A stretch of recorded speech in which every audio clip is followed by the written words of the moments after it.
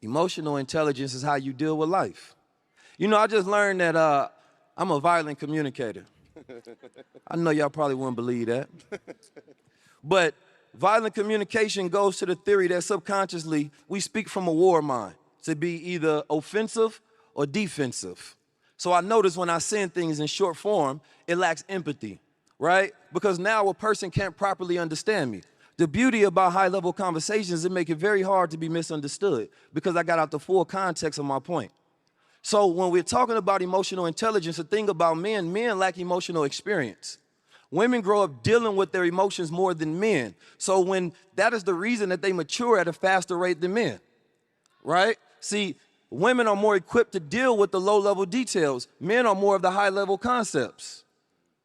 So when we look at the difference between the type of jobs that men and women go, it's based on their emotional intelligence.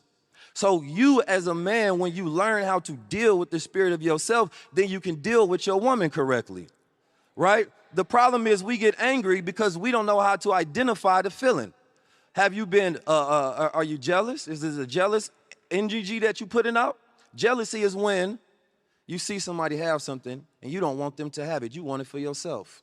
Envy is when you don't want them to have it, but you want it as well, right? And sometimes you don't know when you're being jealous or envious of your brother or your sister.